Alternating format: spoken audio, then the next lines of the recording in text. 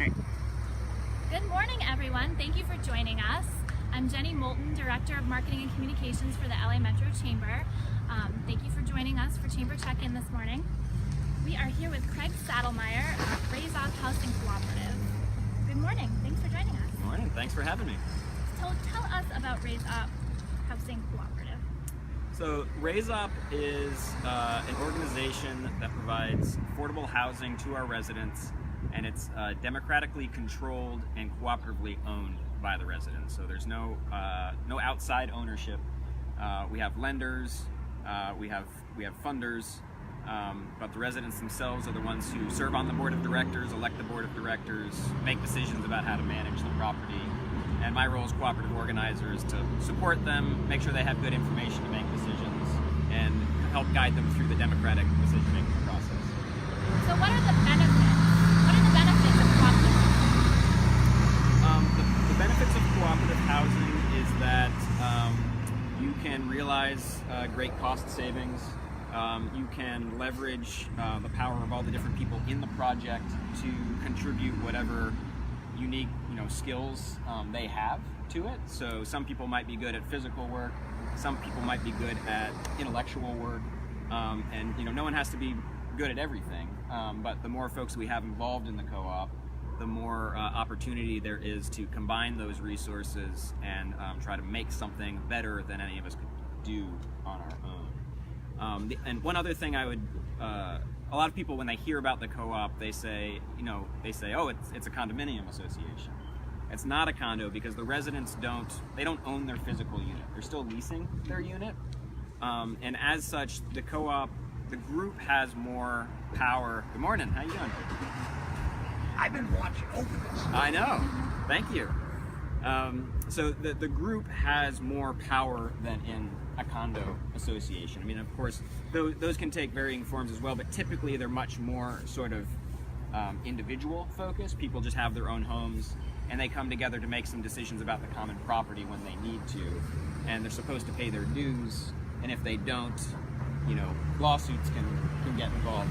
In the co-op, people are really, because they are leasing their units from the co-op, they're even more compelled to participate in the organization actively, and the group has more power, more leverage to to motivate them to be involved if someone is not living up to their membership responsibilities. So how would somebody get involved in co-op housing? Well, they could start their own housing co-op if they wanted to. If they wanted to join the Raise-Op, we have an open application process. Our website is raiseop.com. They can also stop by the office at 145 Pierce Street. My office is in the back, and I can print out an application for folks. But we do an open application. We have a waiting list right now of about 30 applicants. Wow. So the latest folks we admitted applied back in 2015. So unfortunately, we're not able to develop as many units as there is demand for them. But for folks who are willing to wait, it can be worth the wait. Great. And I also, when I was on your website, saw that you rehabilitate the buildings that are downtown. So it's not like you're building new housing, you're taking existing housing and fixing it. Can you tell us a little bit about that? Yeah, we have 3 apartment buildings right now, 15 apartments, a little over 50 residents. All the apartment buildings are about 100 years old each. We were concerned about the amount of housing stock we were losing. Most of the buildings that we have in this neighborhood, if they're invested in and taken care of, can last for quite a bit longer and can really be beautiful buildings that would cost hundreds of thousands of dollars more to build from scratch. So if we could just rescue them and renovate them, it's both a more affordable way to do the work and also a more ecologically sensible one because it's not as energy intensive as new construction.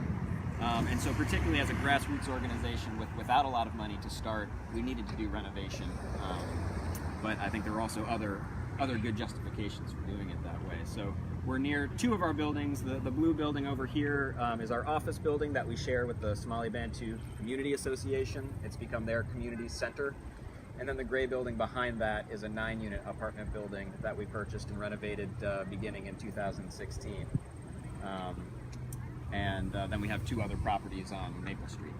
Do you have any plans to purchase and renovate new buildings in the future?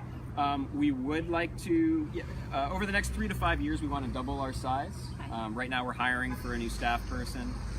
We hope to finish that up in October. And then we'd like to, begin developing more property and have maybe up to 30 units by 2022. The challenge now, the market has changed a lot since we started. The vacancy rate used to be much higher. Now it's very, very low. And it's hard to find empty buildings. You can still find a lot of substandard properties, but people are living in them, and we don't like to displace folks without having a better place for them to go. So that makes the work much more challenging. So we have to be, right now we're still sort of in our strategizing phase to figure out how we raise the capital and get property and do development in a way that's not going to be disruptive to existing tenants' lives. So is there a way out there that our listeners could be helping with any of the work that you're doing? There's a lot of ways folks can support us. Again, the website is Raise-Op.com. We have some suggested ways of contributing, either whether it's tools or money or labor. We're going to be doing a community art project in the end of September, early October, on a lot on Blake Street behind our apartment building here. So we're going to be looking for folks in the neighborhood, but other folks are invited as well to come help paint and do things like that. We'll have the materials. One of our members, Liz Janes, is guiding the process, so she'll give everyone instructions. But yeah, there's a lot of ways that people can get involved. It's a very community-oriented project. Can you tell us about the garden that we're standing in? Yeah. So we're at the Heart and Soil Vegetable Garden. That was the result of, this is a Healthy Neighborhoods project. Healthy Neighborhoods is a collaborative of a lot of different community organizations and residents that really care about this neighborhood and want to see development happen in a way that's really driven by the people who live here, work here, are affected by the development. So we surveyed over 70 residents in the neighborhood and said, we've got this lot, what would you like us to do with it? And majority of people who responded said we'd like another community vegetable garden. So we developed it. Lots to Gardens helps manage it. Take Two helps do a lot of the in-kind labor to construct it. Root Cellar helps maintain the lot.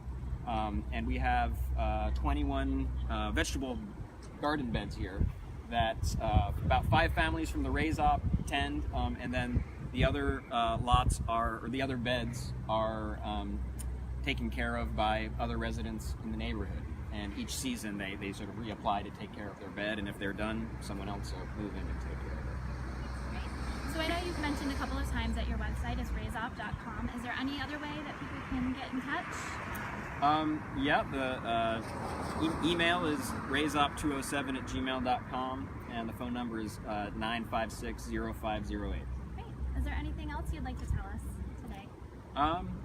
I think that when I have the opportunity, I always like to highlight the importance of the urgency of affordable housing right now.